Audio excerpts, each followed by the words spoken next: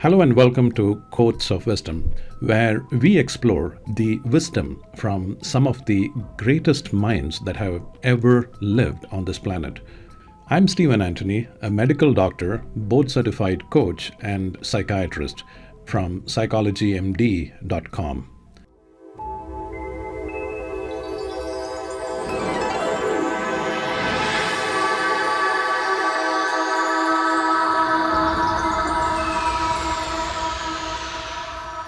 Please subscribe to this channel by clicking the button below if you haven't already, and make sure you leave a review below.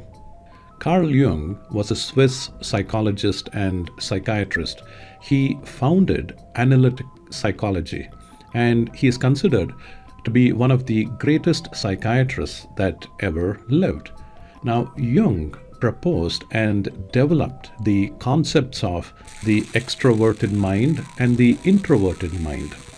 And he also worked on archetypes and the collective unconscious. Jung was highly influential in understanding personality archetypes, with his work strongly influencing the Myers-Briggs personality test. He was also a vivid dreamer, often using dream interpretation as a tool for self-exploration. Now, let's explore some of his best quotes and the meaning behind these quotes. Quote number 1: "The meeting of two personalities is like the contact of two chemical substances. If there is any reaction, both are transformed." Think back to a time when you met someone who changed you, even if you didn't realize it at that time. That connection created a ripple effect within you, shifting your perspective, your emotions, or even your entire life path, even if you didn't realize it at that point in time. Jung's relationship with Sigmund Freud is a striking example of this idea. When they first met, their minds sparked an intellectual explosion that in fact reshaped psychology. But as their ideas began to diverge, the resulting fallout transformed both of them. Jung went through a period of intense inner turmoil, which he described as confrontation with the unconscious. He withdrew from public life to focus on self-exploration. His decision to build the Bollingen Tower in 1922 on the lakes of Zurich is a symbol of this withdrawal. The tower became a place of solitude where Jung could reflect and develop his theories of the collective unconscious and what he called individuation. Jung later realized that meaningful relationships have the power to change both the parties involved. The relationships we form, whether positive or negative, often catalyze personal growth and transformation. Even difficult relationships leave lasting impressions, prompting us to change our trajectory. Now, let's move to the next quote. "The privilege of a lifetime is to become who you truly are." Have you ever felt a tug, a subtle wish inside your mind that wants you to discover who you really are? Carl Jung's idea of discovering the true self is to bring together all the parts of your character, both good and bad, together. Think of it like this. You got all the surface stuff, or the persona, or the social mask that you've been made to wear. So the world thinks you're good, and you got it all figured out inside your mind.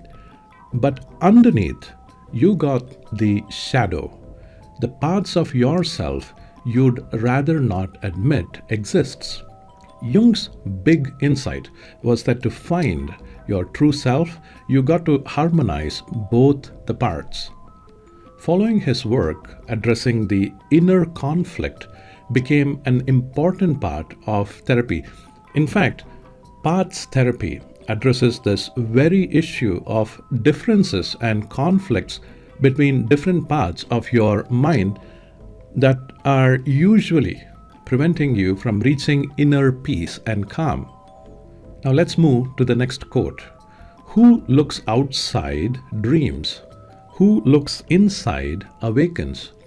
During his friendship with Freud, Jung had a dream. And in this dream, he walked down the staircase in a house with each level taking him deeper and deeper into the unconscious mind. And as he descended, he discovered ancient bones and artifacts. These were metaphors representing the deeper aspects of his inner psyche. Now, this dream led Jung to awaken to his own ideas about the human mind, eventually leading to a split with Sigmund Freud. Jung's insight is universal, and it comes from the fact that we often seek fulfillment externally, believing that a new relationship, job, or material possessions will solve our problems. However, the real journey lies within. The true answer is found by awakening your inside inner core. Externally focused answers have the power to keep you in a dreaming state. It leads to chasing distractions. You got to look deep into your mind. Close your eyes and picture yourself descending into this house. And imagine looking at the parts of yourself that are often ignored and which may carry parts of shame, fear, anger, and jealousy.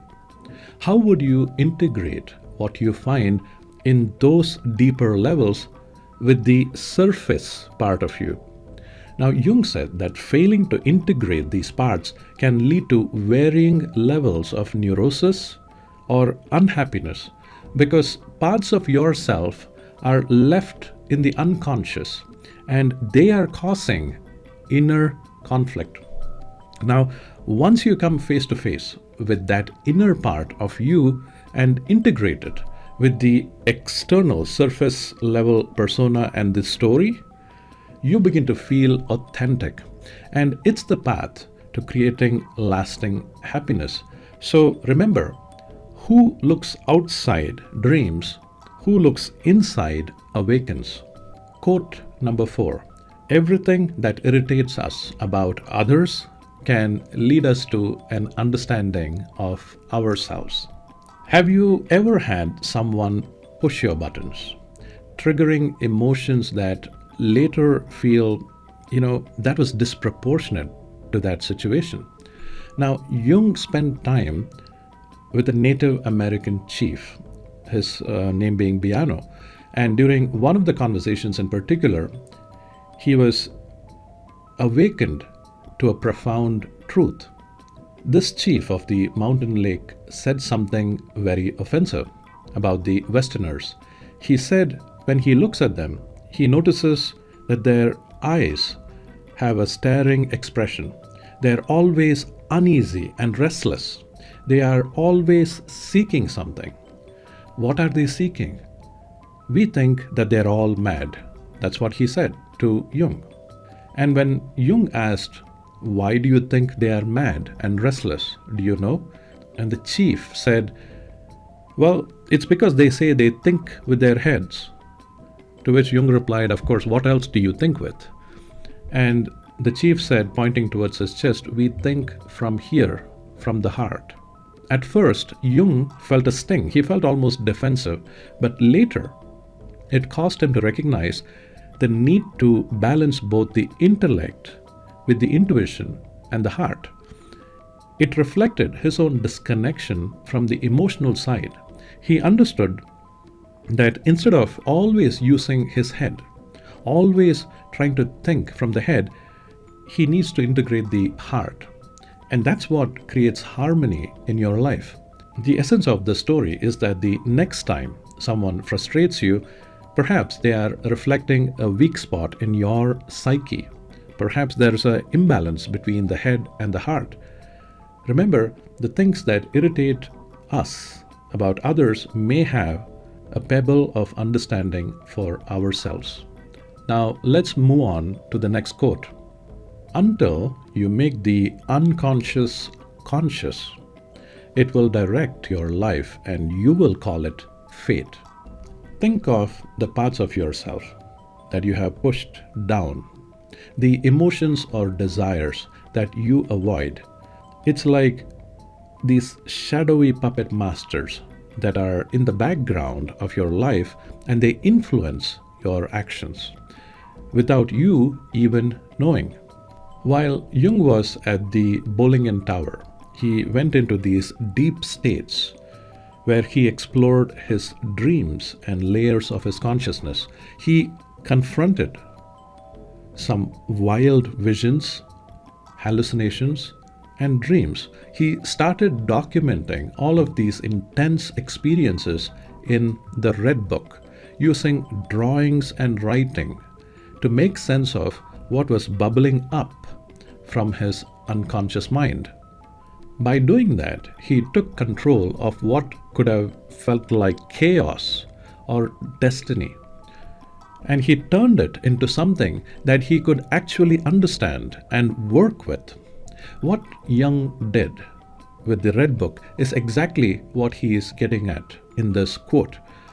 He's saying the stuff you ignore and all that buried fear, guilt, or whatever that's lurking deep within the unconscious mind, it doesn't just sit there quietly. It's pulling the strings behind the scenes, making you act in ways you don't even realize. And if you're paying attention now, you're going to start making those deep ideas and thoughts inside your mind and bring it up to the conscious mind. And think about how that could change your life. This is where seemingly fate transforms into choice. When you make the unconscious conscious, it's going to start improving your life bit by bit, bit by bit, bit by bit. Now let's move to the last quote. In all chaos, there is cosmos. In all disorder, there is a secret order.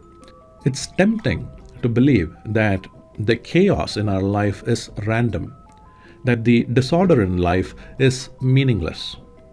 But what if, hidden beneath the surface, there was a pattern, a structure guiding you through?